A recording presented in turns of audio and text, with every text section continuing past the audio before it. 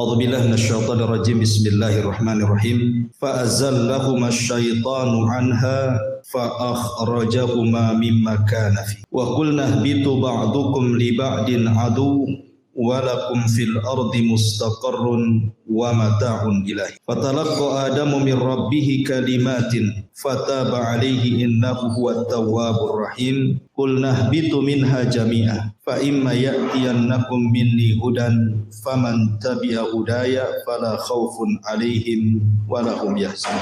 Maka syaitan pun kemudian menggelincirkan keduanya, maksudnya Adam dan Hawa, anha dari surga. Fa akhrajahuma, maka Allah Subhanahu wa taala mengeluarkan keduanya, mimma kana fi, dari apa-apa yang ada di dalam surga tersebut. Wa qulna ihbitu, dan kami katakan turunlah kalian, maksudnya Adam, Hawa dan iblis. Ba'dukum li ba'din adu, sebagian kalian akan menjadi musuh bagi yang lain. Walakum fil ardi mustaqarrun wa mata'un ilahi, dan bagi kalian di bumi sebagai tempat tinggal kalian, dan kami berikan kenikmatan sampai batas waktu yang ditentukan. Fatalaqqa Adamu min rabbih kalimatin, maka Adam pun kemudian diajarkan dari Rabbnya beberapa kalimat, maksudnya kalimat tobat. Fataba alaihi, maka Allah pun mengijabah tobatnya. Innahu huwat tawwabur rahim, Dia zat yang maha penerima tobat dan maha kasih sayang. Qulna ihbitu minha jami'a, kami katakan turunlah kalian semuanya, maksudnya iblis, Adam dan Hawa. Fa imma ya'tiyannakum minni hudan, kelak kalau datang petunjukku kepada kalian, faman tabi'a hudaya, siapapun yang mengikuti petunjukku, fala khaufun, tidak perlu ada takut, alaihim, atas mereka, wala hum yahzanun, dan tidak perlu mereka bersedih hati. Baik, ma'asyiral muslimin yang dimuliakan Allah Subhanahu wa taala. Ayat ini menjelaskan kepada kita tentang permusuhan antara iblis dengan Adam dan juga Hawa, dan kelak dengan anak turunan. Maka malam ini kita akan fokuskan bicara tentang alam asyayatin. Kita akan menjelajah tentang kehidupan alam syaitan, maksudnya dari kalangan jin. Bagaimana kehidupan syaitan-syaitan jin itu? Kemudian apa saja cara mereka menggoda anak Adam? Kemudian kenapa Allah Subhanahu wa taala menciptakan iblis dan syaitan?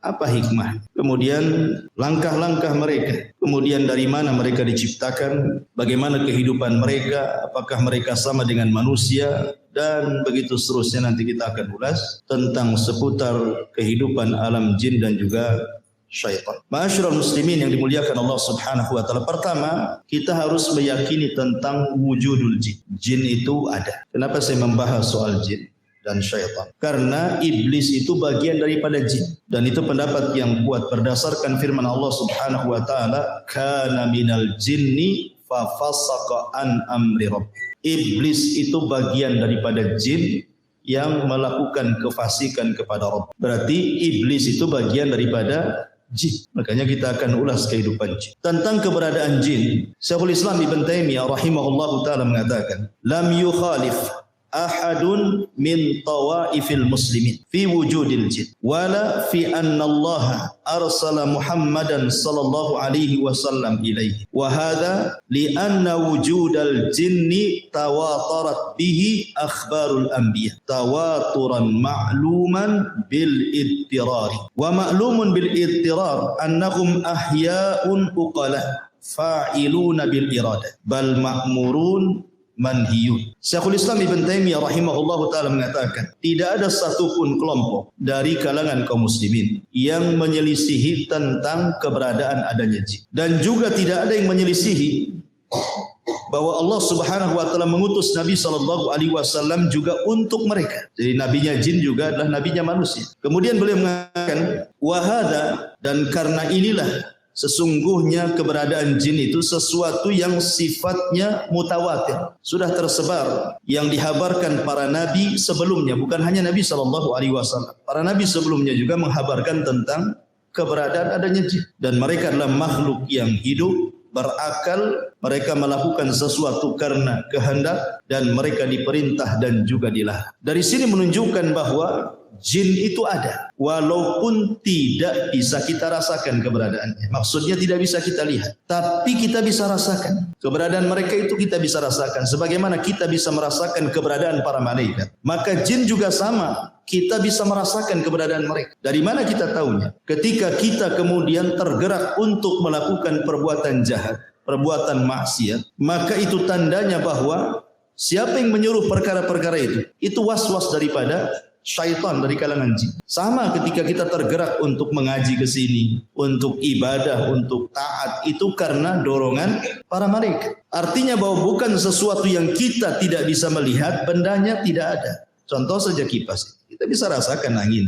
Tapi apakah antum bisa mensifati anginnya berbentuk apa? Kan tidak bisa. Tapi kan kita bisa rasakan. Dan Allah Subhanahu wa taala berfirman di dalam Al-Qur'anul Karim, tepat dalam surah Al-A'raf 27, "Innahu yarakum huwa wa qabiluhu min haitsu la tarawna." Sesungguhnya mereka, maksudnya kalangan jin itu, mampu melihat kalian, dia maksudnya iblis dan seluruh kabilah-kabilah jin, dari tempat yang kalian tidak mampu melihat mereka. Makanya jin kenapa disebut jin? Lijtinanihim au istitarihim. Maksudnya kenapa disebut jin itu? Karena tertutup. Makanya bayi dalam perut itu disebut janin. Diambil dari kata jin karena tidak tampak kan. Karena jin itu tidak tampak. Ma'asyiral muslimin yang dimuliakan Allah Subhanahu wa taala. Akan tetapi walaupun sebagian ataupun seluruh manusia tidak sanggup melihat jin, tapi ada sebagian hewan mereka melihat jin. Kita manusia memang tidak ditakdirkan mampu melihat mereka dan mereka melihat kita, tapi ada sebagian hewan itu mampu melihat jin. Seperti dalam hadis Nabi SAW. Nabi SAW bersabda dalam hadis Jabir yang dikeluarkan oleh Abi Dawud dalam sunannya, "Idza sami'tum nibahal kilab wa nahiqal hamir bil lail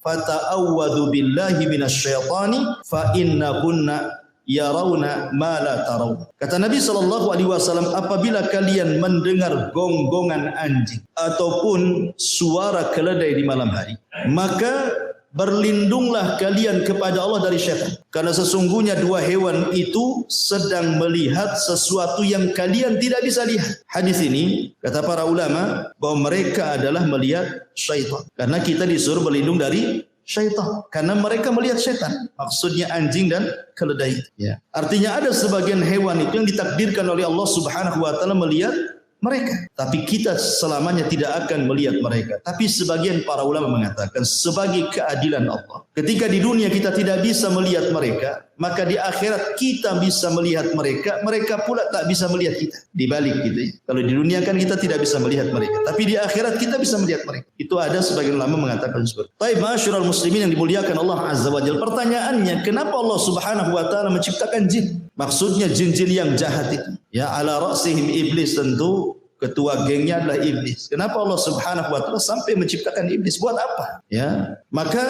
kita katakan bahwa Allah Subhanahu wa taala adalah Maha Hakim, Maha Bijaksana. Artinya seluruh perbuatannya didasari karena sebuah hikmah. Jadi Allah Subhanahu wa taala ketika menciptakan sesuatu itu tidak ada yang sia-sia, tetapi ada hikmah di balik penciptaan. Walaupun menurut kita, buat apa Allah menciptakan keburukan, menciptakan iblis? Buat apa? Nyesatin orang saja kan itu. Tapi sekali lagi bahwa Allah Subhanahu wa taala punya hikmah al-baligha yang jelas, yang kita tidak tahu. Tapi yang jelas bahwa syaitan diciptakan oleh Allah Subhanahu wa taala, iblis dan keturunannya atau kabilah-kabilahnya jin-jin yang jahat diciptakan oleh Allah Subhanahu wa taala, memang ditakdirkan untuk menyesatkan umat manusia. Di antaranya adalah, tapi antum perlu tahu bahwa ketika iblis itu maksiat kepada Allah Subhanahu wa taala, bukan berarti Allah Subhanahu wa taala menciptakan iblis itu kurang ajar, sengaja diciptakan untuk kurang ajar kepada Allah, tidak. Kenapa demikian? Karena iblis itu punya ikhtiar sama dengan manusia. Dia punya kehendak sama dengan manusia, bisa membedakan mana hak mana batil, tetapi dia malah memilih kesesatan dan meninggalkan petunjuk. Dari mana kita tahu? Dari firman Allah Subhanahu wa taala surah Al-Anfal surah 20 ataupun ayat ke-20, Allah mengatakan, wa idz zayyana lahumusy syaitanu a'malahum wa qala la ghaliba lakumul yawma minan nas wa inni jarul lakum falamma tara'atil fi'atani naqasa ala akibaihi wa qala, di sini syahidnya, inni bari'um minkum inni ara ma la tarawna inni akhafullah wallahu syadidul iqab. Dan ketika syaitan menghiasi kepada mereka orang-orang kafir jahiliyah itu tentang amal-amal mereka. Maksudnya syaitan itu mengkompori, menjadi provokator supaya orang-orang kafir Quraisy itu berperang melawan Nabi. Kemudian syaitan menjanjikan la ghaliba lakumul yaum, kalian tidak mungkin kalah dalam peperangan ini. Kalian pasti menang. Ya. Wa inni jarul lakum, tenang aku tolong kalian. Karena ketika itu iblis menjelma seseorang yang sudah tua, Syekhun Najd, ikut dalam rapat itu. Ya. Kemudian dia memberikan janji kepada orang-orang kafir Quraisy akan menolong dengan membawa pasukan kan gitu. Ketika betul-betul dua pasukan itu sudah berjumpa, pasukan orang-orang Quraisy dan juga pasukan Nabi dan para sahabatnya, nampak akan kalah tuh orang-orang Quraisy. Ketika nampak akan kalah, apa yang terjadi? Kabur iblis. Kemudian mengatakan, inni bari'um minkum, aku berlepas diri dari kalian. Inni ara ma la tarun, aku tahu apa yang kalian tidak tahu. Inni akhafullah, aku takut kepada Allah. Iblis saja takut kepada Allah kan gitu. Kenapa demikian? Wallahu syadidul iqab, karena dia tahu Allah itu kalau mengadab pasti dengan adab yang keras. Iblis tahu. Artinya tersesatnya iblis itu bukan karena Allah menciptakan iblis untuk sesat, tidak. Sesatnya iblis itu karena kehendak dia. Sama dengan manusia kan. Manusia sesat itu karena kehendaknya. Karena Allah Subhanahu wa taala sudah membuat dua jalan kan. Wa hadainahun najdain. Kami jadikan dua jalan, ini jalan ke surga, ini jalan ke neraka. Iblis pula milih jalan ke neraka. Berarti bukan karena kehendak Allah. Bukan Allah sengaja menciptakan iblis untuk sesat gitu.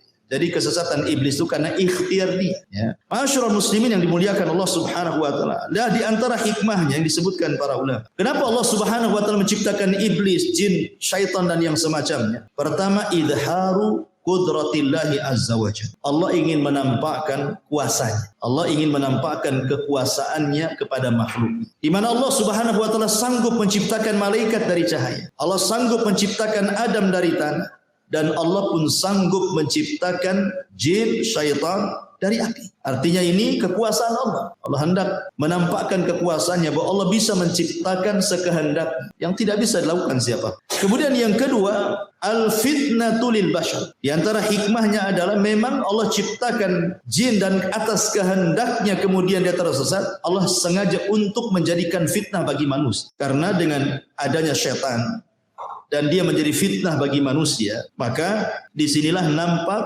Allah Subhanahu wa taala hendak menguji mereka. Apakah manusia itu jujur? Apakah mereka tidak jujur dalam keimanan? Maka harus diuji kan. Kalau tidak ada mengujinya, tidak ada syaitan, tidak ada iblis, maka tidak ada pembeda antara yang baik dengan yang buruk. Dan buat apa juga Allah menciptakan neraka dan surga kalau begitu? Sehingga memang tujuannya adalah untuk memfitnah manusia. Dan itu bisa kita lihat di dalam surah An-Nisa ayat 116 dan 117. Di mana Allah mengatakan, mengambil ucapan iblis, apa kata iblis? La takhidanna min ibadika nasiban mafruḍa wa la udhillannahum wa la umanniyannahum wa la amurannahum fala yubattikunna adhanal an'am wa la amurannahum fala yughayyiranna khalqallah. Wa man yattakhidhish syaitana waliyan min dunillah faqad khasira khusranan mubina. Dan syaitan mengatakan, aku pasti mengambil bagian tertentu dari hamba-hambamu ya Allah. Dan pasti aku akan sesatkan mereka. Dan akan kubangkitkan angan-angan kosong mereka. Dan akan kusuruh mereka memotong telinga-telinga binatang ternak. Lalu mereka benar-benar memotongnya. Dan aku akan suruh mereka mengubah ciptaan Allah. Lalu mereka pun benar-benar mengubahnya. Barang siapa yang menjadikan setan sebagai pelindung selain Allah, maka sungguh dia telah menderita kerugian yang nyata. Dia di antara hikmahnya Allah Subhanahu wa taala menciptakan syaitan, iblis atau jin yang jahat itu untuk membuat fitnah. Ya. Apa saja bentuk fitnahnya nanti akan sebut. Kemudian yang ketiga, tahqiqus sifatil ilahiyah, untuk mewujudkan sifat ketuhanan, di mana di antara nama dan sifat Allah Subhanahu wa taala adalah Al-Ghafur. Allah itu zat yang maha pengampun. Karena di antara sifat Allah Subhanahu wa taala adalah Al-Ghafur. Tentu sifat ini bukan hanya sekedar melekat kepada Allah saja, tapi juga harus ada kenyataannya. Ya. Harus ada yang berbuat salah kemudian bertobat. Maka terjadilah sifat Allah atau nama Allah Al-Ghafur, mengampuni. Lah kalau tidak diciptakan syaitan, macam mana manusia akan salah? Ya kan? Manusia tidak akan bersalah kan itu. Tidak ada syaitan, tidak ada yang mengganggunya. Makanya kemudian ini juga salah satu disebutkan para ulama supaya terciptanya, terwujudnya sifat Allah dan namanya yang disebut dengan Al-Ghafur. Kemudian juga yang keempat, ad-dunya daru ikhtibaril insan. Bahwa dunia ini memang tempat ujian bagi manusia. Jadi Allah Subhanahu wa taala menciptakan manusia, kemudian menempatkan manusia di bumi, kemudian menjadikan mereka khalifah di bumi. Akhirnya Allah Subhanahu wa taala berikan nikmat yang banyak kepada manusia yang kalau kita hitung nikmatnya itu tidak mungkin kita hitung. Wa in ta'uddu nikmatallahi la tuhsuha. Kalau engkau hendak menghitung nikmat Allah tidak mungkin kehitung. Saking banyaknya kan gitu. Maka karena Allah Subhanahu wa taala sudah memberikan banyak nikmat kepada manusia, menyenangkan manusia, memudahkan hidup manusia, maka Allah Subhanahu wa taala jadikan dunia ini darul ikhtibar. Allah akan memberikan ujian kepada mereka. Siapa yang taat, siapa yang bermaksiat kan itu. Maka karena dunia ini tempat ujian, harus ada yang bermaksiat, harus ada yang taat, harus ada yang berbuat baik, harus ada yang melakukan perbuatan dosa. Lah salah satunya adalah yang menyebabkan manusia itu melakukan keburukan adalah karena was-was daripada syaitan. Ya. Maka akhirnya kemudian ada yang tergoda syaitan, akhirnya tidak sanggup memegang ujian Allah. Bermaksiatlah dia kepada Allah Azza wa Jalla. Ini juga di antara hikmah. Kemudian juga di antara hikmahnya adalah untuk supaya menjadi pelajaran kepada para malaikat, menjadi pelajaran kepada orang-orang yang beriman, baik dari kalangan para nabi ataupun para pengikut orang-orang yang beriman, bahwa hati-hati jangan melakukan dosa. Sebagaimana kemudian Allah Subhanahu wa taala murka kepada iblis, mengutuknya, mengeluarkan dari surga, mengusirnya lagi. Disebabkan apa? Dosa. Karena tidak mau sujud kepada perintah Allah Subhanahu wa taala kan. Ketika Allah mengatakan usjudu li Adam fasajadu illa iblis, gitu ya. Ketika Allah mengatakan sujudlah kalian kepada Adam, semua malaikat sujud kecuali iblis. Aba wastakbara wa kana minal kafir. Sombong, enggan, termasuk hamba Allah yang kafir. Maka ini juga supaya para malaikat tahu dan tertanam sifat takut dalam diri-diri para malaikat ataupun para nabi ataupun orang-orang yang beriman. Jangan seperti mereka. Sebab kalau seandainya seperti mereka, maka Allah pun akan murka sebagaimana Allah murka kepada mereka, kepada para jin yang jahat ya, terutama kepada iblis pembesarnya. Kemudian juga ini juga adalah pelajaran bahwa manusia itu tidak bisa hidup tenang. Harus ada mujahadah, harus ada jihad. Dan itu ya, harus ada kesungguhan di dalam melawan musuh-musuh Allah Subhanahu wa taala. Maka di antara hikmahnya juga supaya manusia tidak hidup leha-leha, malas-malas, tetapi kemudian didorong untuk sungguh-sungguh dalam hidup, beristihad, kemudian mujahadah sungguh-sungguh melawan musuh-musuh Allah Subhanahu wa taala dari kalangan syaitan. Kemudian juga supaya Allah Subhanahu wa taala bisa membedakan mana yang baik, mana yang buruk. Liyamizallahul khabitha minat tayyib, agar Allah bisa membedakan mana yang jahat, mana yang baik. Itu di antara hikmah-hikmahnya dan banyak yang disebutkan para ulama. Ma'asyiral muslimin yang dimuliakan Allah Subhanahu wa taala, ingat bahwa syaitan sudah berjanji di hadapan Allah Subhanahu wa taala, bahkan bersumpah. Apa sumpahnya? Syaitan mengatakan fa bi izzatika la ughwiyannahum ajmain. Demi kemuliaanmu ya Rabb, ya, la ughwiyannahum ajmain. Aku akan sesatkan semua anak turunan Adam tanpa terkecuali. Kemudian di ayat yang lain, bagaimana usaha syaitan ini? La aqudanna lahum siratal mustaqim. Saya akan sesatkan mereka dari jalanmu yang lurus. Summa la atiyannahum. Sungguh aku akan datangi mereka min baini aidihim, dari depan mereka, wa min khalfihim, dari belakang mereka, wa an aimanim, dari kanan mereka, wa an syamailim, dari kiri mereka. Wala tajidu aktsarahum syakir, sampai engkau akan dapati kebanyakan mereka tidak akan menjadi hamba yang bersyukur kepada. Ya. Jadi dari sini menunjukkan bahwa iblis antaranya itu dari jin-jin yang jahat, dari kalangan syaitan. Mereka akan berusaha dari arah mana saja, ya, dari arah mana saja, dengan cara apa saja untuk menyesatkan anak Adam, baik dengan jalur yang baik ataupun dengan jalur yang jahat. Ulama menyebutkan bahwa di antara langkah syaitan atau khutuwati syaitan itu ada 7, ya.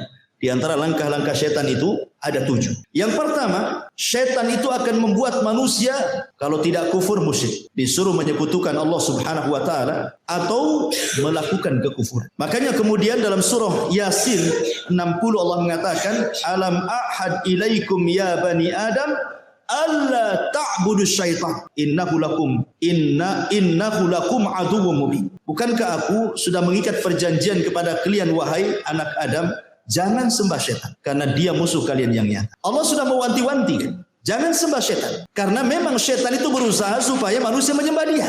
Makanya kemudian Nabi Ibrahim alaihi salatu wassalam mengatakan kepada ayahnya, ya abati la ta'budi syaitan. Wahai ayahku, jangan sembah syaitan. Karena tujuan syaitan itu bagaimana manusia menyembahnya, melakukan kesyirikan dan kekufuran. Tapi kalau tidak berhasil, tauhidnya kuat, maka syaitan akan masuk ke langkah kedua. Bagaimana orang itu dibuat melakukan bid'ah, bagaimana orang itu menyelisihi Nabi, menyelisihi sunnah-sunnah, menyelisih petunjuk-petunjuknya. Akhirnya kemudian disesatkan dari jalan Nabi SAW. Maka mereka berusaha untuk mengacau manusia supaya jauh dari petunjuk Nabi. Makanya ketika kita bicara tentang hadis haud, hadis telaga, ada sekelompok orang itu yang tidak boleh minum, dicegat malaikat, diusir. Kemudian dikatakan oleh Nabi SAW, ummati ya Allah, mereka umatku, biarkan minum. Tapi kemudian dikatakan kepada Nabi SAW, innaka la tadri ma ahdatsu ba'daka innahum ghayyaru wa baddalu. Muhammad, kau tidak tahu apa yang terjadi dengan umatmu sepeninggal.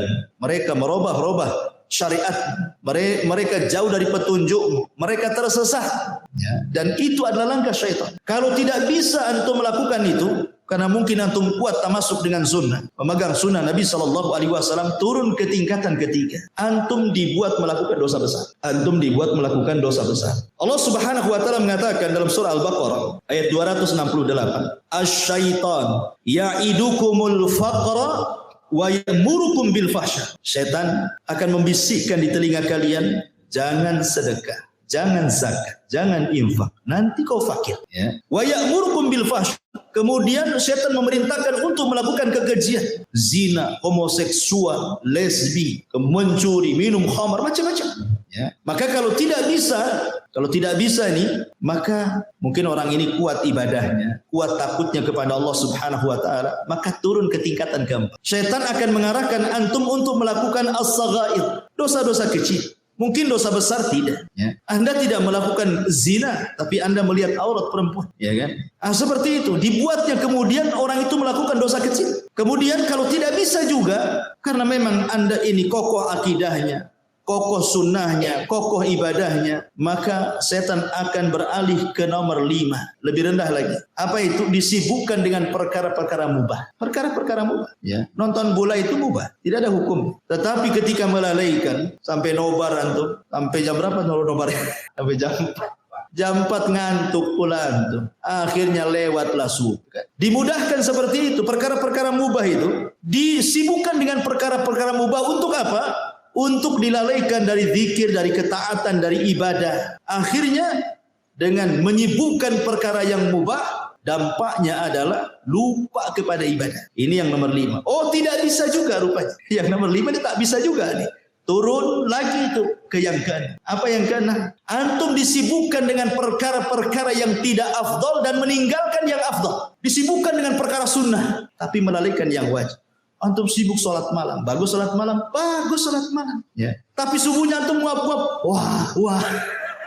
sholat malamnya khusyuk antum, masya Allah, Al-Baqarah antum baca, khusyuk sholat malamnya, subuhnya pula kelihap-kelihap nggak jelas. Itu namanya mengambil sesuatu yang mafdul, meninggalkan yang afdal namanya. Yang tidak afdal, yang sunnah antum kerjakan dengan khusyuk, dengan luar biasa. Yang jelas-jelas wajib pula akhirnya antum lalaikan. Oh, ini tak bisa juga nih. Yang terakhirnya setan. Kalau sudah tidak bisa ini semuanya, maka setan tidak bekerja sendiri. Setan akan bekerja sama dengan manusia. Ini kan kerjaan setan sendiri. Dia sudah nggak sanggup nih sendirian nih. Ini harus dilawan rame-rame. Kerjasamalah setan dengan manusia. Kerjasama dengan dukun-dukun, dengan paranormal, dengan orang-orang jahat, orang-orang zalim gitu, supaya menyakiti orang dengan lisannya, memukul orang, menyihir orang, dan begitu seterusnya. Itu sudah puncak. Inilah yang disebut dengan khutuwati syaitan, langkah-langkah syaitan. Makanya Allah mengatakan wala tattabi'u khutuwati syaitan. Janganlah kalian mengikuti langkah-langkah setan yang 7. Kenapa? Innahu lakum aduwwum mubin. Karena dia adalah musuhmu yang nyata. Karena setan ini cerdas, ikhwan. Terkadang dia masuk ke makanan, Masuk ke makanan dia. Supaya manusia perkara-perkara ibadah susah dimasukkan. Masuk soal makanan. Kita tahu bahwa makanan itulah yang menumbuhkan daging manusia. Yang mempengaruhi manusia itu makanan dan minuman. Maka setan berusaha bagaimana kemudian orang ini memasukkan makanan yang haram, minuman yang haram. Entah zatnya haram atau cara mengambilnya dengan cara haram. Supaya kalau nanti dia berdoa tidak mustajab lagi doanya. Sebagaimana hadis Nabi SAW ketika menyebutkan dzakara ar-rajul yutilus safar asy'atha aghbar yamuddu yadayhi faqala ya rabbi kata Rasulullah mat'amu haramun wa mashrabu haramun wa malbasu haramun wa ghadiya bil haram kaifa yustajabul kata Rasul. Ada orang yang berdoa tinggi-tinggi memelas ya Rabb ya Rabb. Dia sudah miskin, dia musafir, dia mengangkat kedua tangannya. Itu 4 perkara yang jelas-jelas mustajab doa. Mustajab doa itu 1 musafir. Musafir itu mustajab doanya. Ya. Makanya kalau ada musafir datang ke rumah antum, tamu dari jauh gitu ya, minta doanya. Mustajab itu doanya. Ya. Kemudian yang kedua, fakir, miskin. Orang miskin itu mustajab doanya. Karena kalau berdoa ikhlas orang miskin itu. Kemudian mengangkat kedua tangan. Rasul mengatakan, innallaha hayyun karim yastahyi idza rafa'a yadayhi yastahyi li'abdin idza rafa'a yadayhi an yaruddahu masifra. Allah itu zat yang maha malu, tapi maha pemurah. Allah malu kalau ada hamba yang mengangkat tangan seperti ini berdoa. Maksudnya doa masalah, bukan doa ibadah. Kemudian Allah biarkan kosong tuh tangan. Allah malu. Kemudian yang keempat, memelas. Ya. Karena di antara asbab mustajab doa kata Rasul itu memelas. Terus mengeluh. Itu salah satu mustajab doa. Artinya orang ini punya 4 syarat. Harusnya diijabahkan doanya. Tapi tidak diijabah juga. Kenapa? Ya kata Rasul bagaimana akan diijabah? Makanannya, minumannya, ya kan? Dari yang haram. Pakaiannya dari yang haram, dibesarkan dari benda yang haram. Fa kaifa yustajabul? Bagaimana akan dikabul? Lah setan masuk dari jalur ini. Ya. Dia berusaha untuk mengacau makanan orang. Ya. Karena tahu bahwa perut ini adalah bagian daripada syahwat. Ya. Perut ini bagian daripada syahwat. Syahwat itu dari leher ke atas dan dari leher ke bawah. Itu syahwat. Ya. Dari leher ke atas, mata, telinga, otak, ini bisa melakukan syahwat. Memandang yang diharamkan, mendengar yang diharamkan, mengucapkan sesuatu yang diharamkan, berfikir yang jorok yang diharamkan. Dari leher ke bawah ada perut dan kemaluan. Lah itu setan berusaha untuk menghiasi itu semua tuh. Seperti itu langkah-langkah setan. Ikhwatu fiddin muliakan Allah Azza wa Jalla. Kemudian setan masuk dari 2 jalan. Pertama dari syubhat, yang kedua dari syahwat. Ya. Syubhat merusak agamanya. Syahwat merusak akhlak. Kalau sudah masuk 2 jalur itu rusak semuanya manusia. Agamanya rusak, akhlaknya rusak. Apa yang dikehendaki manusia? Ya. Ma'asyiral muslimin yang dimuliakan Allah Subhanahu wa taala.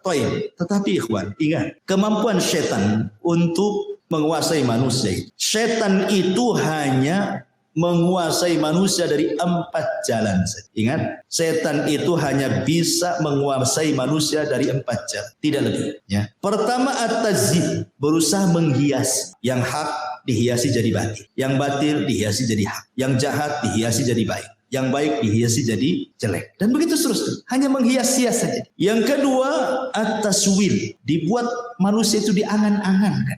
Dibuat angan-angan, ya. Tulul amal, dibuat angan-angan setinggi langit, ya. Tapi tak punya sayap, mau terbang, hanya angan-angan saja, pengen kaya, ya, pengen ini, pengen itu, pokoknya dibuat angan-angan sama setan. Ya. Kemudian yang ketiga al-waswas, dibuat waswas, ya. Kehidupannya diwaswas. Kemudian yang keempat an-nazbu, digoda, dirayu. Inilah setan, kemampuan kepada manusia cuman ini saja. Tetapi hebatnya walaupun dengan 4 ini, betapa banyak, berapa juta manusia disesatkan oleh setan. Ya. Ingat, setan itu tidak bisa maksa manusia, enggak. Kamu jangan sholat, tidak bisa. Setan nggak akan bisa memaksa orang. Ya. Setan itu tidak mungkin memaksa orang. Setan itu hanya mampu untuk 4 perkara saja. Dia tidak bisa menyakiti orang. Tidak bisa. Jadi menyesatkan Bani Adam itu cuma dari 4 ini saja. Tapi dengan 4 perkara ini subhanallah, jutaan manusia tersesatkan. Hebatnya setan. Mana dalilnya? Pertama, surah Al-A'raf ayat 200. Allah mengatakan, wa imma yanzaghannaka minasyaitani nazghun fasta'id billah innahu sami'un alim. Dan jika setan dan menggodamu. Ini pertama menggoda nih. Ya. Gimana lah orang menggoda? Kan antum tahu menggoda istri antum kan antum tahu. Ya. Istri goda antum pengen uang kan tahulah paham. Itulah arti menggoda. Ya. Lah setan tuh goda kita juga gitu. Maksiat, jangan tidur, maksiat sana. Kan digoda-goda kan? Ya. Enak loh maksiat itu. Masyarul muslimin yang dimuliakan Allah Azza wa Jalla. Kemudian Allah mengatakan, jika setan datang menggodamu maka berlindunglah kepada Allah, sungguh Dia Maha mendengar lagi Maha mengetahui. Ini yang pertama. Yang kedua, Allah mengatakan dalam surah Al-Anfal ayat 48. Allah mengatakan wa idzayyana lahumus syaitan. Ingatlah ketika setan menjadikan terasa indah bagi mereka perbuatan dosa. Jadi tugas setan mengindah-indahkan saja, ya kan? Mengindah-indahkan bagaimana perkara dosa itu jadi baik gitu. Perkara jahat itu seolah-olah taat, perkara buruk itu seolah-olah indah gitu. Ini yang kedua. Yang ketiga disebutkan dalam surah An-Nas ayat 5. Antum hafal semua, alladzi waswisu fi sudurin nas. Dialah yang memberikan was-was, dorongan-dorongan, bisikan-bisikan. Ya. Kemudian yang terakhir dalam surah Muhammad ayat 25. Allah mengatakan, innal ladzina irtaddu ala adbarihim min ba'di ma tabayyana lahumul huda asyaitanu sawwala lahum wa amla lahum. Apa katanya? Sesungguhnya orang-orang yang berbalik kepada kekafiran setelah petunjuk itu, jelas bagi mereka setanlah yang telah merayu mereka dan memanjangkan angan-angan mereka. Ya, jadi setan itu saya ulangi dari 4 cara tuh menyesatkan orang itu. Pertama menghiasi, yang kedua membuat angan-angan, yang ketiga membuat was-was, yang ketiga menggoda-goda. Tapi dengan 4 cara ini betapa banyak kemudian kemaksiatan yang terjadi. Pembunuhan, perzinahan, minum khamr, ya kan? Kejahatan, penghinaan, cacian, makian, merendahkan, ghibah, namimah, macam-macam dosa keluar tuh, ya kan? Lihat ketika Qabil membunuh Habil. Siapa yang ngasih waswas Qabil? Syaitan. Bil, tengoklah tuh cewek yang akan kau nikahi, tengok pula kembaranmu cantik, mana akan begitu? Tengoknya kembarannya lebih cantik. Tengok kembaran Habil kok tak cantik. Tak mau saya. Kan gitu ya. Dia digoda. Coba bayangkan. Akhirnya berakhir apa? Dibunuh pula si Habil. Hanya gara-gara godaan bisa bunuh orang. Ya. Hanya gara-gara godaan bisa bunuh orang. Ingat kisah Abid Bani Israel yang dititipi seorang wanita. Ya, awalnya baik-baik saja. Tapi naruh makanan di depan pintu, setan datang. Kok ini ulama Bani Israel? Tak sopan kau naruh makan depan pintu. Ketuklah pintunya. Ucapkan salam. Nanti mati kau tak tahu katanya. Akhirnya ngetuk pintu. Selama itu dia tidak pernah mendengar suara perempuan. Ketika assalamualaikum dia waalaikumsalam. Setan masuk. Oh indah juga itu suara. Baru suaranya. Kadang-kadang suara itu menipu. Dulu belum ada televisi, masih pakai radio. Antum dengar suara perempuan siaran di radio itu. Kayaknya indah, suara cantik, padahal orang hitam. Ya, jelek kan? Kadang-kadang orang kan terpengaruh dengan suara kan? Iya kan? Mulailah dia. Setan datang lagi. Tak sopan lah. Hanya naruh ngetuk pintu. Tanyalah kebutuhannya. Mungkin dia butuh apa-apa. Dia tanya. Ya. Akhirnya ditanya. Bagaimana kondisimu? Baik. Apa butuhmu? Ini. Lama-lama kata setan. Tak bagus juga. Dia sudah lama ditinggalkan saudaranya. Dia pun perlu ngobrol. Boring. Stres katanya. Akhirnya ngobrol, zina, hamil. Setelah hamil apa? Setan ngomong. Nanti kalau saudaranya datang dari jihad, tahu kau yang menghamilinya, kau akan dibunuh. Kalau kau ingin selamat, bunuh bayinya. Hilangkan barang bukti. Mulai membunuh tuh. Ya. Sudah dibunuh bayinya, datang pula setan. Apa wanita itu tidak akan cerita sama saudaranya? Pasti cerita juga tuh. Sebaiknya kau bunuh juga daripada kau dibunuh. Dibunuh semuanya. Habis sebenarnya. Sampai di sini tidak juga. Akhirnya saudaranya datang dari jihad. Nanya adik. Kata setan, berdusta saja. Bilang saja pergi. Entah kemana. Dibilangnya tidak ada pergi. Ya percaya saja yang ngomong ustaz. Ya, yang ngomong ahli ibadah. Ibadahnya orang yang paling khusyuk di Bani Israel. Ya percaya saja. Rupanya saudaranya pulang. Setan masuk ke saudaranya dalam mimpi. Dikasih tahu bahwa yang membunuh adalah si pendeta. Oh marah saudaranya. Berangkat dia. Sebelum datang setan pula datang ke pendetanya. Itu saudaranya sudah datang bawa pedang tuh. Membunuh kamu. Kau ingin selamat? Gampang. Sujud sama aku. Sujud dia. Datang saudara ditebas kepalanya. Lagi sujud sama setan mati dia. Subhanallah. Tuh, bayangkan kan, khutuwatus syaitan. Ya. Macam-macam dosa dilakukan dia sampai ke tingkat kufur menyembah setan. Begitulah setan menggoda anak Adam. Masyarul muslimin yang dimuliakan Allah Azza wa Jalla. Dari sini kita harus mengenal. Setelah kita tahu langkah-langkahnya, maka kita harus tahu juga waktu-waktu setan. Kemudian tempat-tempat setan. Harus mengenal bagaimana setan bermuamalah dengan manusia. Kita harus kenal supaya kita bisa menjauhi. Adapun waktu-waktu setan pernah saya jelaskan bahwa waktu setan itu ada. Pertama, mendekati waktu maghrib. Nabi SAW bersabda dalam sebuah hadis bahwa apabila datang menjelang maghrib, istajnahal lailu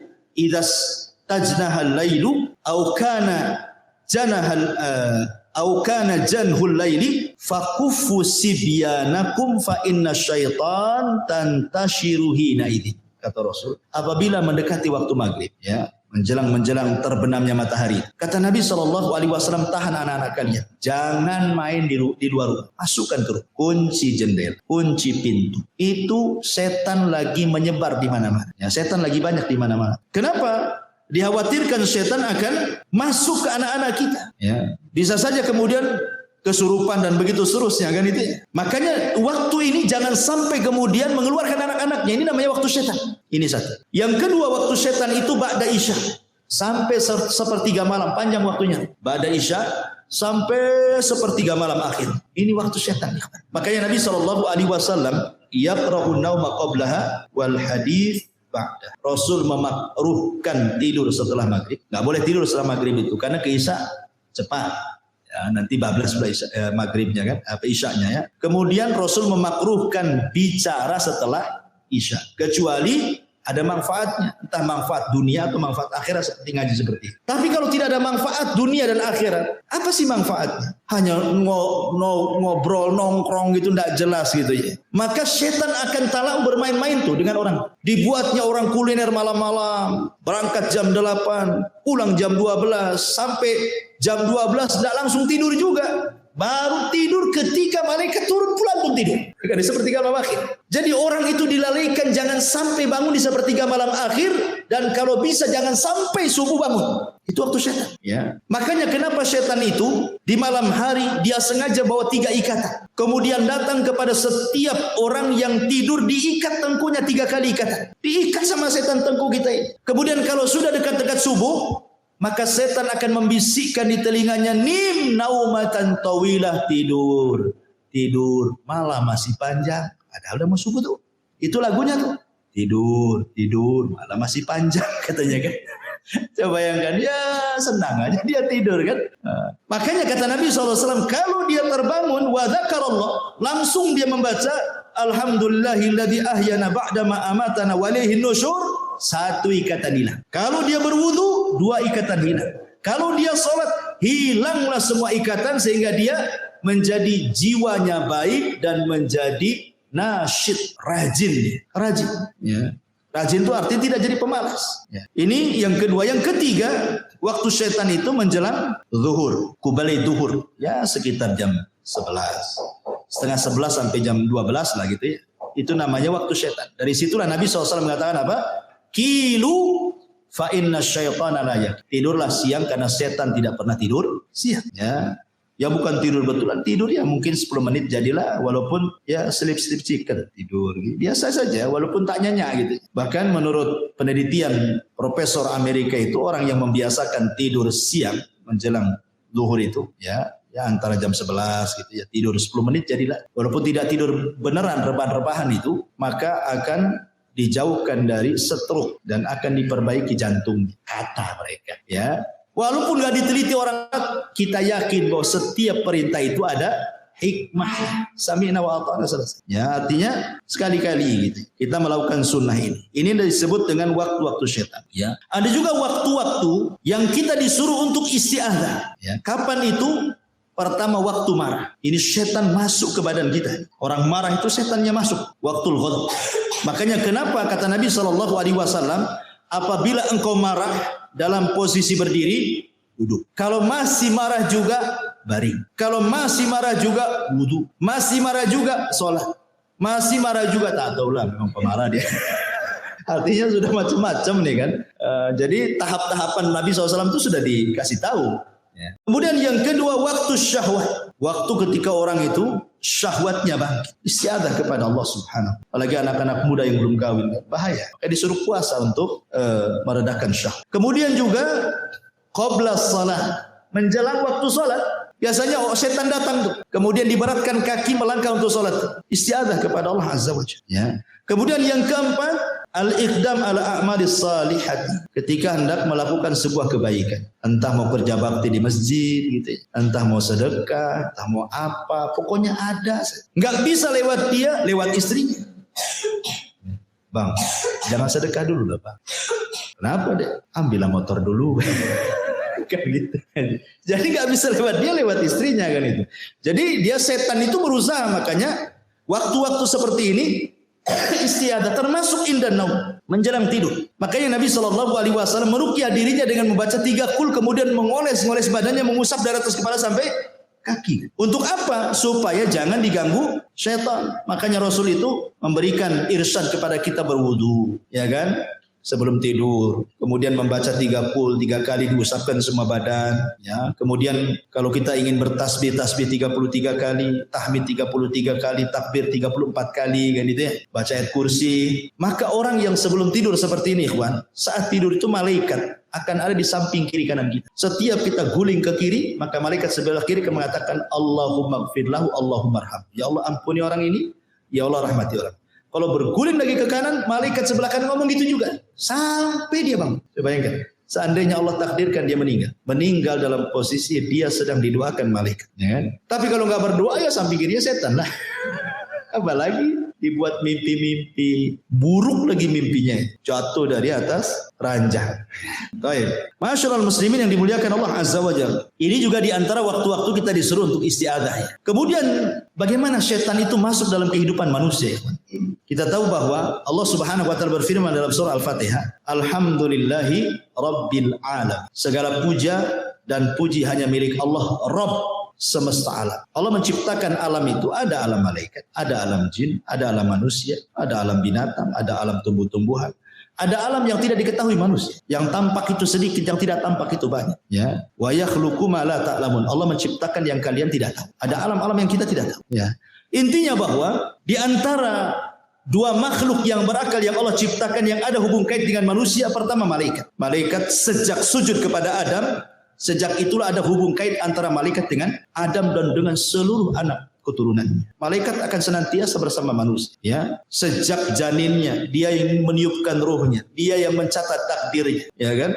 Kemudian lahir dengan selamat. Kemudian setelah lahir ke dunia, maka malaikat akan menjaga dia. Wa inna alaikum lahafidin. Sungguhnya Allah utus kepada kalian malaikat-malaikat penjaga. Kemudian setelah balik, mukallaf, malaikat catat, raqib dan atid amalan baik kita, kan itu.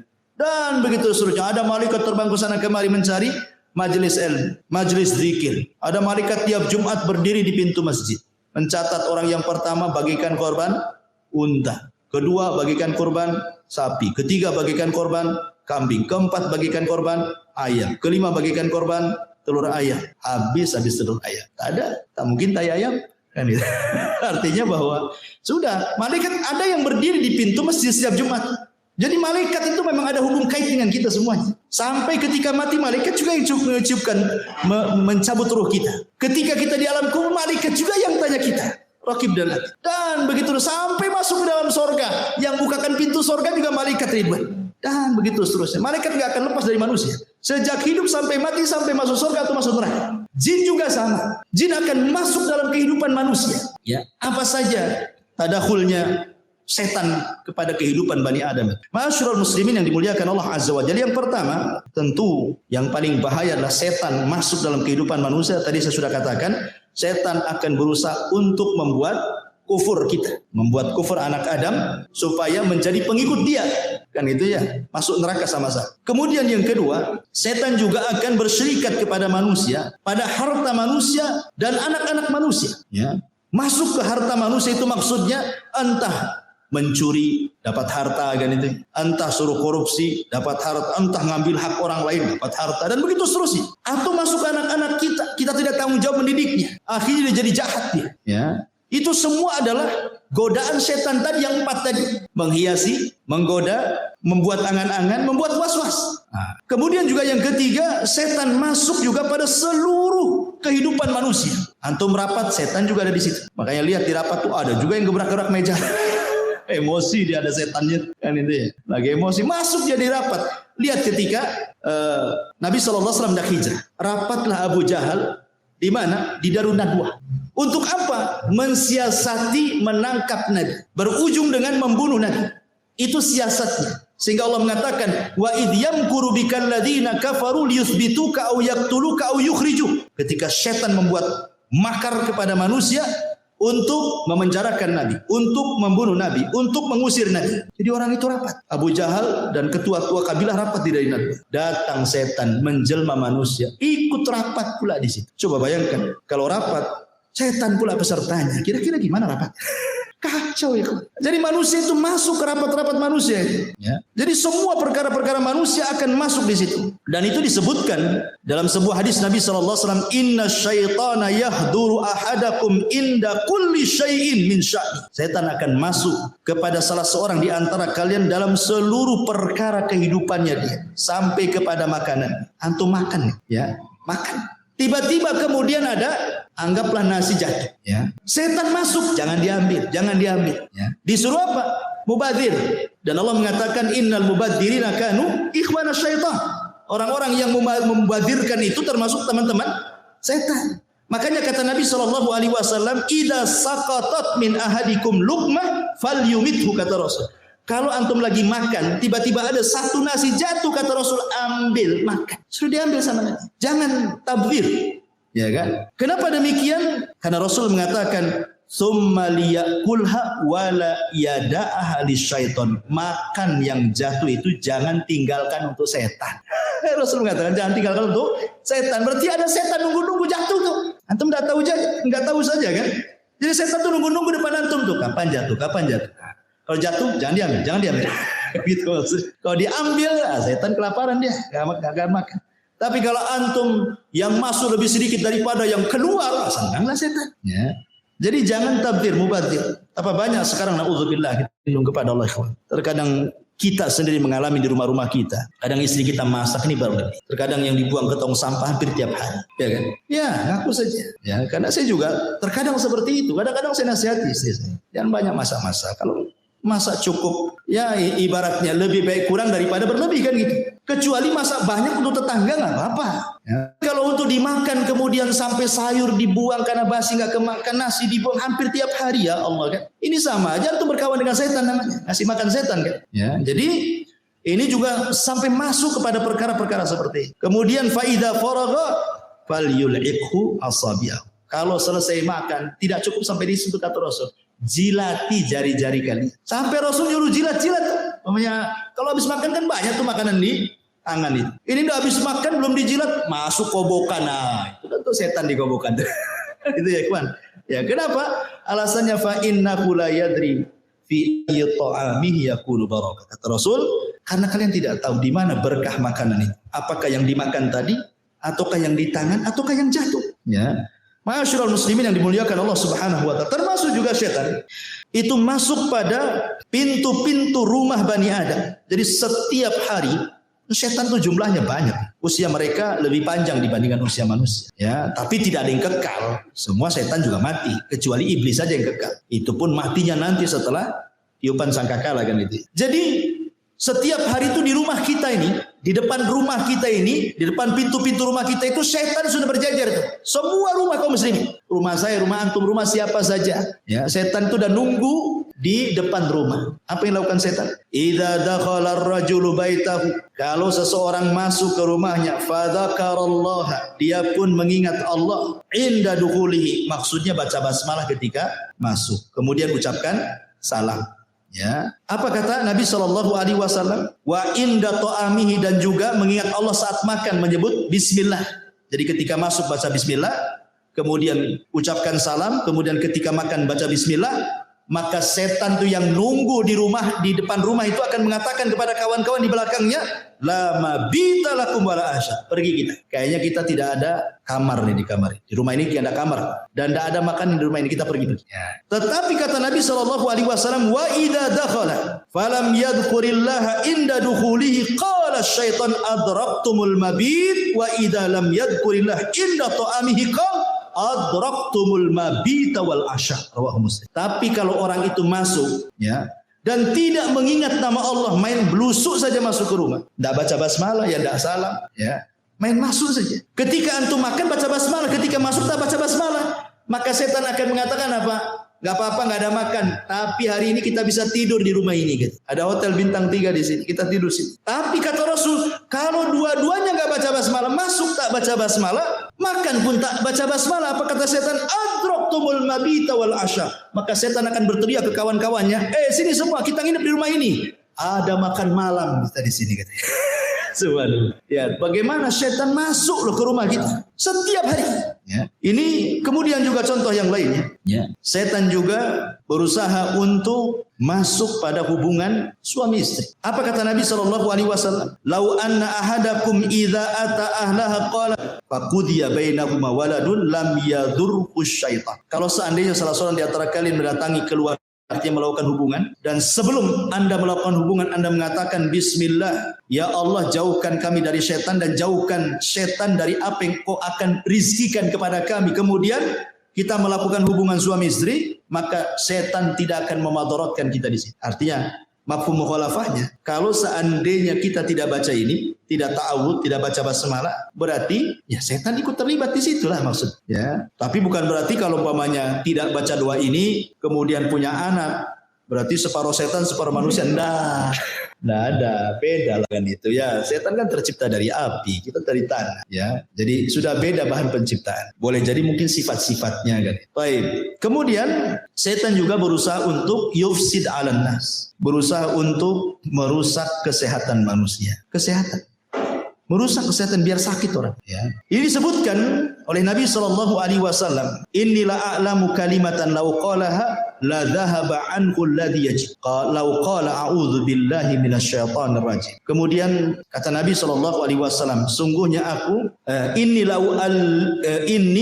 la'alamu, sungguh aku mengetahui satu kalimat. Lau qalaha, kalau seseorang mengatakannya, la dhahaba anhu alladhi yajid, maka akan menghilangkan apapun yang ada dalam hatinya dari kemarahan, kedengkian dan begitu seterusnya. Lau qala a'udzu billahi minasyaitonir rajim. Ketika dia mengucapkan a'udzu billahi minasyaitonir rajim. Karena kita tahu bahwa marah itu adalah salah satu yang menyebabkan penyakit kan. Ya, orang sering marah itu tinggi darahnya, ya, bisa stroke orang itu. Makanya setan juga berusaha supaya kita dengki, hasad, marah itu supaya akhirnya kita sakit jadinya. Dimasukkan hasad kepada hati kita, hari-hari hasad sama orang. Apa enggak sakit badan kita? Mikirin orang terus kan? Ya. Jadi memang merusak kesehatan kita setan itu. Berusaha seperti itu. Bahkan lebih daripada itu setan itu membuat sedih manusia. Makanya doa yang sudah saya ajarkan dulu. Ketika Nabi SAW mengajarkan doa kepada Abu Umamah ketika berada di masjid karena sebuah hutang yang melilitnya kan. Kata Rasul, Abu Umamah ngapain kok pagi-pagi? Bukan waktu sholat. Kok duduk di sini sendirian lagi? Ada apa dengan kamu? Kata Abu Umamah, khumumun lazimatni wa duyun. Karena bingung aku Rasul. Banyak hutang aku. Apa kata Rasul? Gimana kalau ku ajarkan kepadamu beberapa kali, maka akan menghilangkan kebingunganmu dan akan melunasi hutang-hutang. Maka Rasul mengatakan, Allahumma inni a'udzubika minal hammi wal hazan. Ini yang pertama diajarkan Rasul. Ya Allah, aku berlindung dari kamu dari ham, kebingungan, wal hazan, dan kesedihan. Karena bingung dan sedih ini salah satunya dibuat oleh setan. Dibuat oleh orang itu bingung sama setan. Dibuat orang itu sedih sama setan. Ya, jadi setan itu masuk dalam kebingungan. Makanya kita berlindung kepada Allah dari dua perkara ini. Ya. Kemudian juga setan berusaha untuk merusak rumah tangga orang. Makanya iblis itu punya istana di tengah lautan. Setiap hari dia utus apa? Saraya katanya. Pasukan-pasukan khusus dia diutus untuk menggoda manusia. Yang satu menggoda jangan sholat, yang satu menggoda jangan sedekah, yang satu menggoda jangan zakat, yang satu menggoda jangan puasa, yang satu menggoda supaya marah-marah dan begitu seterusnya. Setelah satu hari mereka berusaha menggoda manusia, laporlah kepada setan tuan mereka. Ya iblis, ya tuan iblis, saya sudah menggoda dia. Dia tidak sholat. Iblis biasa-biasa saja. Ya, kenapa kok saya sudah menggoda dia sampai dia tidak sholat, kok Anda tidak bahagia? Ya ngapain kau goda? Dari dulu pun tak sholat dia katanya. Nggak, biarkan saja kan gitu. Artinya bahwa iblis nggak takjub dengan perkara-perkara itu. Ketika ada satu orang berhasil, ya Tuhan iblis, aku farraqtu baina zaujain. Aku berhasil memecahkan, membuat perang antar suami istri sampai bercerai keduanya. Langsung berdiri iblis itu. Berdiri begini. Begini nih.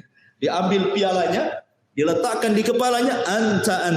Oh, kamu sebaik-baik orang terdekatku. Kamu sebaik-baik orang terdekatku. Dipeluknya dia. Menunjukkan apa ikhwan? Menunjukkan bahwa iblis suka kalau seandainya anak buahnya mampu menceraikan suami istri. Kenapa? Karena korbannya banyak. Kalau orang tidak sholat, dia saja korbannya. Kalau orang tidak puasa, dia aja korbannya. Kalau orang tidak sholat malam, dia aja korbannya. Kan gitu ya. Tapi kalau suami istri kemudian retak, kemudian cerai, kemudian banyak anaknya, istri korban, suami korban, anak-anak pun korban. Istrinya nikah lagi, tidak punya tanggung jawab dengan anaknya karena suami barunya tidak suka dengan anak-anaknya. Bapaknya nikah lagi, tak tanggung jawab anak-anaknya. Ini anak-anak terlantar, datang iblis sini jadi anak angkatku aja. Jadilah dia anak iblis. Bahaya ikhwan. Ya, makanya kebanyakan orang-orang yang bercerai kalau tidak tanggung jawab orang tuanya, masalah tuh anak-anak. Kecuali memang orang tuanya memang tanggung jawab, walaupun dia bercerai, tidak masalah. Ya, tapi dia masih tanggung jawab, dipondokkan anaknya, dikirimi uang dan begitu seterusnya kan, jadi baik gitu ya. Tapi kalau dua-duanya tidak tanggung jawab dan kebanyakan seperti itu, akhirnya jadi anak angkat iblis jadi kan. Jadi ini juga termasuk bagaimana setan masuk dalam perpecahan rumah tangga. Ya, termasuk juga masuk pada ibadah manusia, terutama para wanita yang sedang haid. Memang wanita yang sedang haid itu kan mereka tidak puasa, tidak sholat. Sehingga mereka dibuat lalai sama setan, tidak mau zikir. Padahal kan walaupun tidak sholat, tidak puasa, wanita itu kan bisa dia zikir, bisa baca Quran dari hafalannya, kan itu ya, bisa berdoa dari hafalannya, tapi dilalaikan semuanya. Ya ma'asyiral muslimin, yang termasuk juga setan masuk kepada aurat manusia, dibuatnya telanjang manusia itu ditampakkan auratnya, dan ini yang paling berhasil setan. Ya. Tidak ada tempat di dunia ini kecuali antum memandang aurat. Di mana coba? Tempat yang tidak antum memandang aurat tidak ada. Antum baru keluar dari sini aja nih, ke situ udah nampak aurat. Masuk pasar lebih parah lagi. Masuk mall naudzubillah lagi. Kan itu. Tidak ada, itu setan berhasil di situ. Enggak laki-lakinya, enggak perempuan. Sama saja. Kemudian juga selain daripada itu setan juga bahkan mengganggu anak kecil yang baru lahir. Dengan cara apa? Menusuk lambung sebelah kirinya. Tusuk tuh sampai nangis. Makanya setiap bayi lahir pasti nangis. Kenapa? Ditusuk setan loh sebenarnya. Tapi tidak memudaratkan tusukannya, hanya memberitahu aku musuhmu loh. Itu aja. Jadi udah dikasih tahu tuh sama setan itu. Sejak kecil-kecil aja lahir udah dikasih tahu dia musuhnya. Makanya ditusuk sama dia. Makanya Nabi SAW mengatakan dalam riwayat Bukhari Muslim, "Ma min maulud yuladu illa wasyaitan yamussuhu hina yulad." Tidak ada satupun bayi yang dilahirkan kecuali setan pasti akan menusuknya dia. Kecuali Maryam dan anaknya Isa ibnu Maryam. Ya, tidak bisa ditusuk setan dua orang, Maryam dan putranya. Ya. Kemudian juga di antara usaha setan untuk menggoda Bani Adam itu masuk kepada apa? Perkara-perkara bagaimana orang itu dilalaikan dari ibadah, zikir, baca Quran, dibuatnya futur orang. Orang dibuat futur ya. Kemudian dihiasi dengan dunia karena sibuk kerjalah, sibuk ini, sibuk itu dan yang lain, akhirnya lupa ibadah, lupa sholat, lupa ngaji, lupa segalanya. Intinya bahwa setan itu sekali lagi sebagaimana firman Allah yang sudah saya sebutkan di atas tadi, dia akan datang dari belakang, dari depan, dari samping kiri, dari samping kanan, atas, bawah, sehingga orang tidak bisa bergerak. Dan setan itu, jin-jin itu kan diberikan usia panjang, sehingga mereka biasa menghadapi orang-orang sebelumnya yang cerdas-cerdas. Ya tentu kan sebagaimana levelnya. Ya setan yang dikirim ke ustaz kan beda dengan setan ke antum gitu. Setan yang dikirim ke ulama, ke syekh, ya mungkin lebih hebat lagi kan gitu ya. Jadi dengan level-levelnya. Karena kehidupan setan pun sama dengan kehidupan manusia. Baik, ma'asyiral muslimin yang dimuliakan Allah Subhanahu wa taala. Sedikit kita menjelaskan tentang gambaran jin dan syaitan. Kita tahu bahwa jin dan syaitan tercipta dari api. Ujungnya lah api. Allah mengatakan dalam surah Al-Hijr 27, "Wal janna khalaqnahu min qablu min naris sam." Dan kami telah ciptakan jin sebelum Adam dari api yang sangat panas. Dan juga Allah mengatakan dalam surah Ar-Rahman 15, "Wa khalaqal jan mim marijim min nar." Dan dia menciptakan jin dari nyala api. Dan juga Nabi SAW mengatakan, "Khuliqatil malaikatu min nur wa khuliqal jan mim marijim min nar." Malaikat diciptakan dari cahaya, jin diciptakan dari nyala api. Dan jin diciptakan lebih dulu dibandingkan manusia. Dan malaikat diciptakan lebih dulu dibandingkan jin. Malaikat dulu diciptakan, kemudian jin, kemudian manusia. Adapun bentuk atau sebutan-sebutan jin dalam bahasa sebagaimana disebutkan oleh Al-Imam Ibnu Abdul Bar dan yang lainnya. Al-jinnu inda ahlil kalam wa ahlil ilmi bil lisan yanziluna ala maratibah. Jadi jin itu menurut ahli kalam dan para ulama bahasa, mereka membagi jin itu menjadi beberapa bagian, ya. Faida zakaru al-wahida minal jin khalisan kanu jinni. Fa in aradu annahu mimman yaskunu ma'an nas qalu amir wal jam'u ummah. Wa in kana mimman ya'ridu lisibyan qalu arwah. Fa in khabutha wa ta'arrama fahuwa syaitan. Fa in zada ala dzalik fahuwa marid.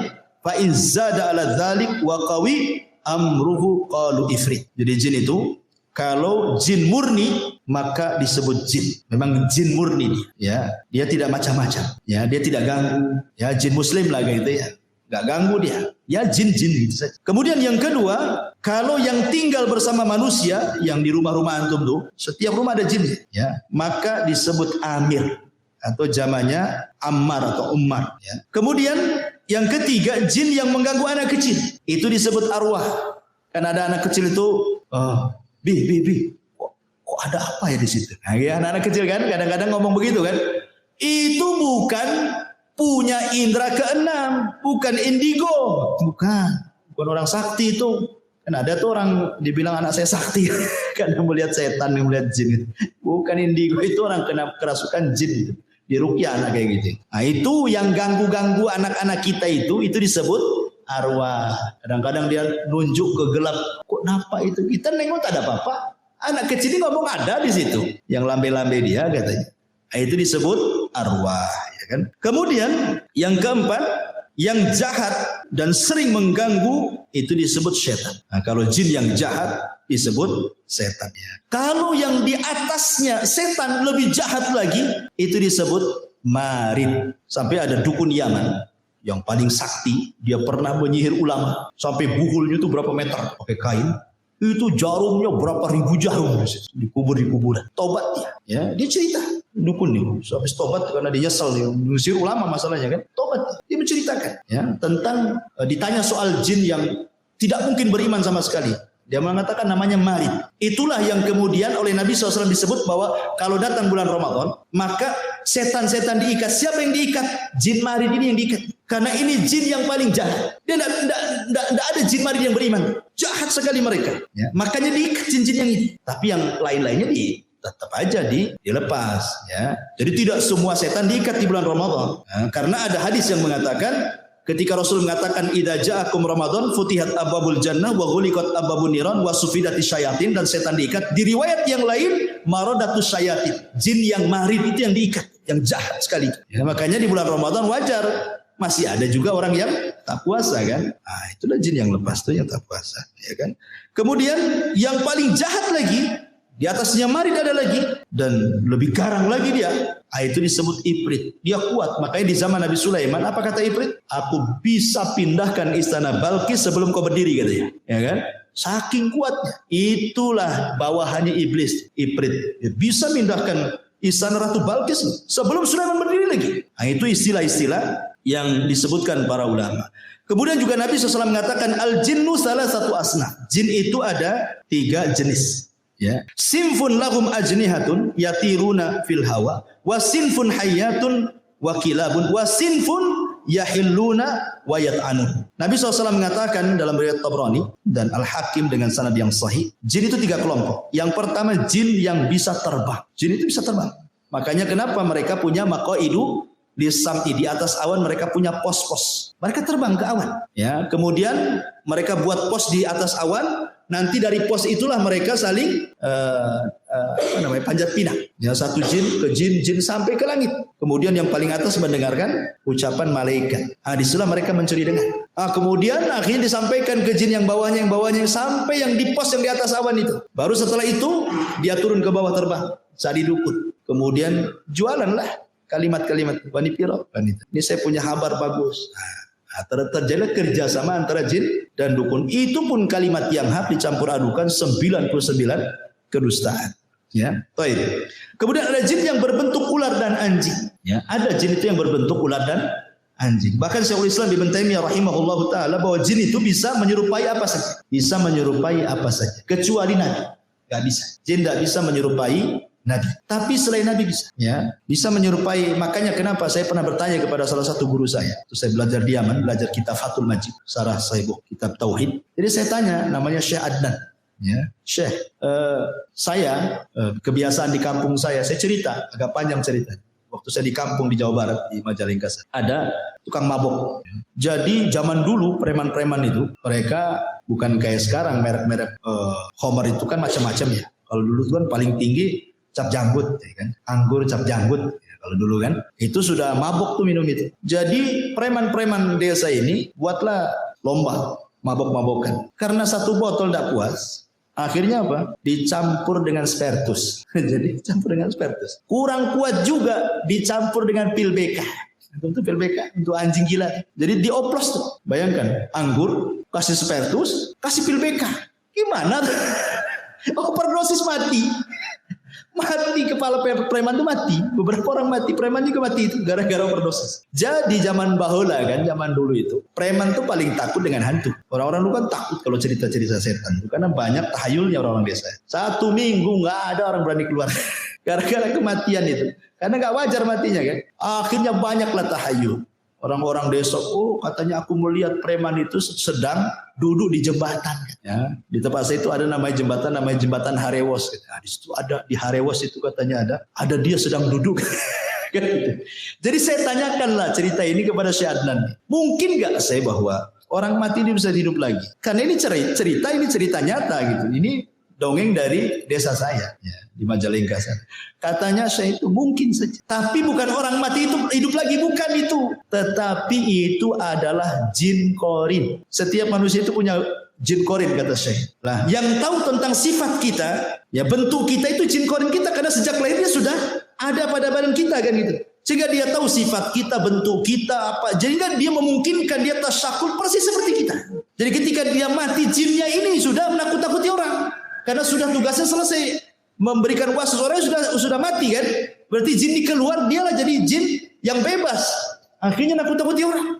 Boleh jadi itu jin korin. Nah, jadi ada jin itu yang berubah bentuk seperti itu, kayak manusia. Bahkan Syekhul Islam mengatakan bahwa ada di sebuah tempat itu, di gunung-gunung, di lembah-lembah itu, jin-jin itu sengaja berubah bentuk jadi manusia. Seolah-olah mereka menganggap penunggu di situ. Makanya dulu di zaman jahiliyah kalau lewat di sebuah tempat, maka mereka akan berlindung kepada penghuni tempat itu kan, orang jahiliyah itu. Wahai penunggu tempat ini gitu kan, tolong jangan ganggu saya ya, saya mau jalan. Akhirnya ngasih sesajen. Maka dari situlah turun ayat wa innahu kana rijalun minal insi ya'udzuna birijalin minal jinni fazaduhum rahaqa. Turun ayat ini ya. Dan ada sebagian kalangan dari manusia meminta bantuan, meminta perlindungan kepada sebagian jin, akhirnya menambah kekufuran. Yang anehnya lagi, jin yang dulunya dimintai perlindungan, jin yang masuk Islam, dianya masih kufur. Kan tidak tahu kalau jin yang masuk Islam, kan yang lain nggak nampak. Masyaallah muslimin yang dimuliakan. Kemudian juga yang ketiga, ada jin yang lepas dan berjalan ke sana kemari. Ya. Jadi inilah 3 jenis jin.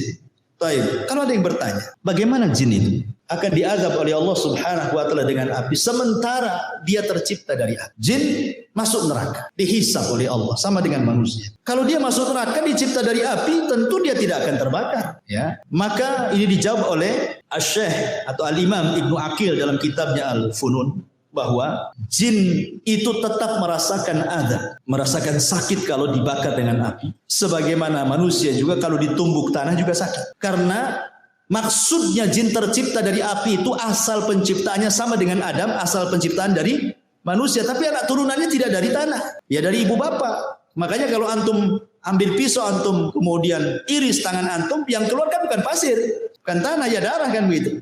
Berarti bukan lagi tanah. Jadi hanya Adam saja. Sebagaimana juga dari kalangan jin itu yang diciptakan cuman bukan iblis. Ya, di atasnya iblis lagi. Ya, Sumiyah itu siapa namanya kata Imam Nukatsir itu dalam Bidawaniyah. Ya, iblis ini kan ceritanya panjang. Dalam cerita Israiliyat disebutkan, ini cerita Israiliyat, tidak ada Quran, tidak ada di dalam sunnah. Jadi ketika jin itu merusak di bumi, ya, maka malaikat diturunkan untuk memenjarakan orang-orang jin-jin yang jahat. Kalau tidak mau tobat, mereka akan dibunuh, dipenjarakan, dibuang. Sehingga kemudian anak pembesar jin itu, bayinya diambil oleh malaikat, dibawa ke langit, dibesarkan di langit. Jadilah kemudian dia jin yang soleh karena hidup bersama para malaikat. Akhirnya dia kemudian bejat karena tidak mau sujud, jadilah dia iblis. Nah itu ya. Wallahu a'lam. Itu kan cerita Israeliat. Tapi yang jelas bahwa itu asal penciptaannya saja dari api. Anak turunannya bukan api. Jadi kalau dibakar dengan api ya tetap sakit. Buktinya adalah Nabi SAW pernah diganggu ifrit dalam sholatnya. Dicekiknya ifrit itu sama Nabi. Ludahnya keluar terasa dingin. Kenapa nggak terbakar tangan Nabi? Bukankah katanya dia tercipta dari api? Berarti kan sudah bukan api lagi. Yang kedua riwayat bahwa Nabi SAW pernah mau didatangkan syihab minan nar. Jadi jin ini membawa kayu bakar yang ada apinya dan hendak membakar wajah Nabi. Dan kalau memang dia tercipta dari api, ngapain bawa kayu bakar, bawa api? Tangannya aja disentuhkan gitu, kan terbakar dia, ya kan? Tunjukkan bahwa dia bukan lagi dari api kan itu. Itu kan bapak moyangnya aja yang dari api, turunannya ya dari bapak ibunya jin lah kan itu. Karena jin juga nikah sama dengan kita. Jin itu loh kurang lebih kehidupannya dengan manusia. Ada RT, ada RW, ada lurah, ada kecamatan, ada pemilunya juga. Ada partainya juga. Bermadhab juga, ada Syafi'i, Maliki, Hambali, Dhahiri. Ada Syiah juga. Ada Mut'ah juga mungkin mereka. Ya, apa mereka berorganisasi? Anda tahu. Apakah mereka ikut organisasi apa gitu. Wallahu a'lam. Tapi yang jelas kehidupan mereka sama dengan manusia. Kurang lebih. Ya, tidak kurang, tidak lebih. Baik, kemudian jin mukallafun. Jin mukallaf. Artinya mukallaf itu sama dengan manusia juga. Disuruh sholat, puasa, zakat, haji. Persis. Quran yang kita baca itu juga Quran yang dibaca mereka. Ya, hadis yang kita baca itu pun hadis yang dibaca mereka. Karena nabi mereka dari manusia. Ya, jadi jin itu kebanyakan belajar agama kepada manusia. Jadi kalau jin belajar agama kepada manusia jadi ustaz. Tapi kalau manusia belajar ke jin jadi tukang sihir. Terbalik kan itu. Ya. Jadi jin itu belajar agamanya kepada manusia. Karena nabinya juga manusia. Wa inna minna salihuna wa inna minna salihuna wa minna duna dzalik kunna taraika qidada. Di antara kami ada yang soleh, ada yang tidak soleh, kami bertingkat-tingkat. Kemudian juga makanan jin disebutkan dalam sebuah hadis Abdullah bin Mas'ud radhiyallahu anhu. Jadi ketika Nabi SAW diundang untuk ceramah di kalangan jin, bagaimana Rasul tahu bahwa di situ ada jin berkumpul ribuan? Ya tentu malaikat yang kasih tahu. Rasul kan tidak melihat jin, ya. Malaikat ngomong, kamu ke sana, itu ditunggu oleh bangsa jin, ceramahlah kau di sana kan itu. Nah, setelah Nabi SAW berceramah, ketika itu kemudian jin-jin ini bertanya soal makanan. Rasulullah SAW, ya, maka Rasul mengatakan lakum kullu azmin dzakara smallah alaihi yaqa'u fi aydikum aw farama yakunu lahman. Kata Nabi SAW, makanan kalian adalah tulang yang habis dimakan orang. Kemudian ketika sudah habis dagingnya, ketika dibuang ke tong sampah, orang ini membaca basmalah, kemudian dibuang, nanti akan kembali dagingnya. Ya, jadi antum kalau makan sop tulang, ya kan? Itu banyak tulangnya tuh, ya. Pokoknya yang tulang-tulang lah, tulang ikan, tulang apa, tulang iga. Ya. Ketika antum lempar ke tong sampah baca basmalah, supaya antum sedekah ke saudara antum dari kalangan jin. Sebab kalau antum baca basmalah, nanti daging itu akan balik tuh. Cuman kita tidak melihatnya. Kalau melihatnya tak jadi antum buat. Oh, balik lagi dagingnya, itu makan lagi. Tentu enggak, maksudnya kan yang lihat mereka saja, ya. Balik lagi tuh dagingnya dan itulah makanan mereka. Cuman kadang-kadang kita bakhil, ya. Di prestonya pula lah ikan itu. Tulang-tulang yang tuh makan. Tak ada sedekah-sedekahnya sama jin gitu ya. Jadi kata Nabi tulang, makanya ketika Nabi SAW melarang tidak boleh istijmar, memerintahkan istijmar jangan batu, kata Rasul jauhi tulang dan kotoran. Ya, karena itu makanan jin, kata Nabi SAW kan itu. Kemudian juga setiap makanan yang tidak disebut nama Allah yang saya sudah katakan, antum makan apa saja antum tak baca basmalah, jin ikut. Ya, jadi setiap makanan yang tidak disebut nama Allah Subhanahu wa taala. Dan tentu ada makanan lain yang kita tidak tahu. Ya. Adapun tempat-tempat jin disebutkan dalam beberapa riwayat. Yang pertama, tempat syaitan atau tempat jin adalah pasar. Pasar itu tempat syaitan, tempat jin jahat. Nabi SAW mengatakan la takunanna in istata'ta awwala ma yadkhulu suq wala akhira man yakhruju minha fa innaha ma'rakatus syaitan wa biha yansibu rayatahu. Jangan, kalau bisa lah, jangan menjadi orang yang pertama masuk pasar dan jangan menjadi orang yang terakhir keluar pasar. Jangan yang pertama kali kau masuk pasar, jangan pula yang terakhir masuk keluar pasar. Kenapa? Karena pasar itu tempat perangnya setan. Disitulah setan menancapkan bendera perang, genderang perangnya. Ayo perang dengan saya. Makanya tidak ada maksiat di luar pasar kecuali ada semua dalam pasar. Sebutkan maksiat di luar pasar apa yang tidak ada? Ada semua. Syirik banyak yang taruh tangkal-tangkal di warung-warung. Kan itu ya. Apalagi orang maki-maki di pasar, orang sumpah palsu, wallahi semua di pasar itu. Orang yang nipu, orang yang ngurangi takaran, timbangan, meteran, semua ada di pasar. Ya, makanya itu tempat setan. Makanya ada doa orang masuk pasar itu. Berdoa. Ya. Kemudian yang kedua, tempat setan adalah kamar mandi hammam. Makanya kita disuruh berdoa, Allahumma inni a'udzubika minal khubthi wal khaba'is. Aku berlindung dari setan laki-laki dan perempuan karena itu memang tempat jin, syaitan. Ya. Kemudian yang ketiga, hadis Abi Hurairah, "Shallu fi marabidil ghanam wa la tusallu fi a'tanil ibil." Salatlah di kandang kambing, jangan salat di kandang unta. Maksudnya kandang unta itu tempat unta istirahat. Karena unta itu paling cemburu kalau tempatnya di tempat dia. Kalau kambing antum di situ nggak akan cemburu, kambing cuek-cuek aja. Kalau antum salat di situ diterjang sama tempat dia langsung dikejar antum. Karena ada tabiat setan, ya unta itu. Makanya kalau makan daging unta wudu.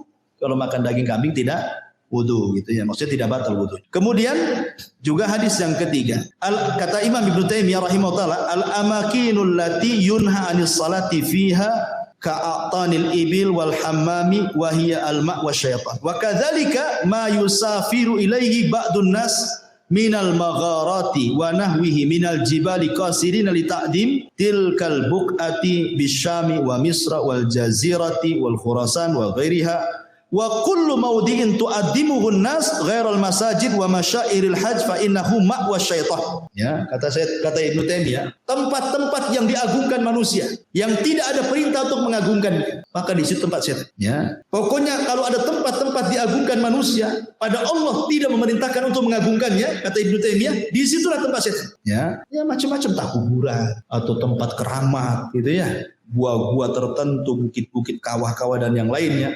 Maka kata Ibnu Taimiyah itu tempat setan. Kemudian hadis Abu Qatadah, hadis Qatadah dari Abdullah ibn Sarjis radhiyallahu an, Nabi SAW mengatakan naha an yubala fil hujri. Rasul melarang tidak boleh kencing di lubang. Ya, lah itu kalau toilet itu kloset ada lubangnya. Bukan, maksudnya di tempat yang terbuka. Maksudnya tadi hutan, tadi padang pasir ada lubang di situ kan. Jangan kencing di lubang. Kata Qatadah ketika ditanya kenapa, alasannya, maka beliau mengatakan innaha masakinul jin. Bisa saja di situ dijadikan tempat jin. Ya, pokoknya kalau kencing lihat-lihat ada lubang enggak. Takutnya lubang ular pula juga di situ kan. Keluar bahaya tuh ya. Kemudian Imam Nawawi juga mengatakan as-salatu fi ma'was syaitan makruhatun bil ittifaq. Salat di tempat yang di situ sudah dijelaskan tempat setan hukumnya makruh. Seperti tempat-tempat minuman khamar, diskotik, bar-bar, tempat maksiat. Nah, itu tempat setan di situ. Jangan sholat di situ makruh. Ya. Nah, jadi termasuk juga beliau mengatakan wal kanais, wal biya'i, wal khususi, wa nahwi dzalik. Termasuk juga di kanais tempat-tempat ibadahnya non muslim, ya kan? Dan begitu seterusnya, tidak boleh sholat di situ makruh. Taib. Kemudian yang terakhir karena waktu juga bahas tasyakul wa tasawur al-jin, bahwa jin bisa tasyakul, bisa beralih rupa karena izin Allah Subhanahu wa taala. Tetapi ingat bahwa tidak semua jin bisa beralih rupa kecuali sudah menghabiskan semua tenaga. Sebenarnya kalau jin itu beralih rupa ya kawan, berarti dia sudah lemah sebenarnya. Jadi kalau seandainya antum jalan kemana lah, di kuburan mana gitu, di Tamiang atau di mana gitu ya kan, kok nampak ada pocong gitu ya. Berarti itu jin, setan itu sudah menghabiskan tenaganya, sudah lemah. Jadi nggak perlu takut lagi gitu maksudnya. Lemah kalau jin sampai kemudian beralih rupa sudah menghabiskan tenaganya ya. Jadi justru kalau makin berani dia lemah sebenarnya.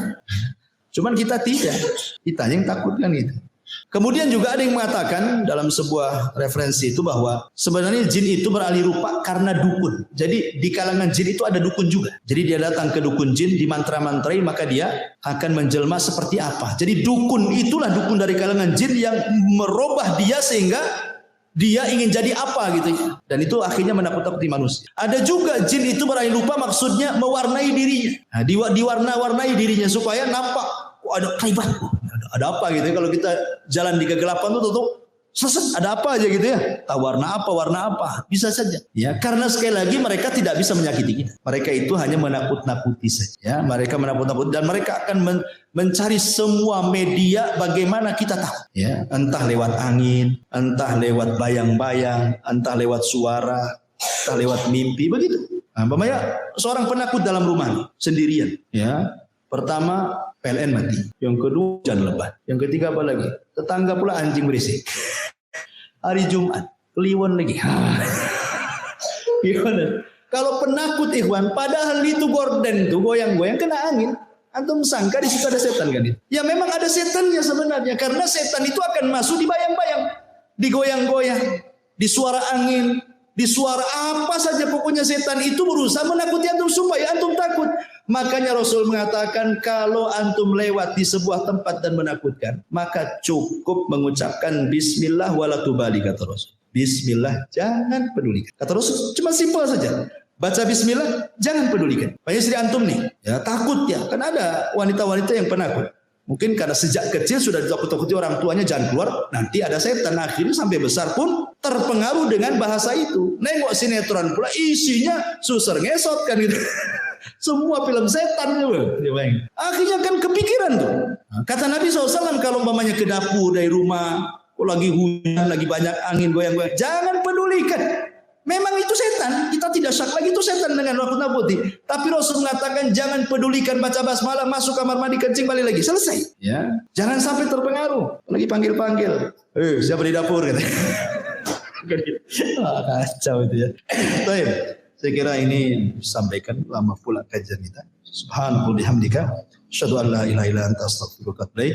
Allahu ta'ala alam. Assalamualaikum warahmatullahi wabarakatuh.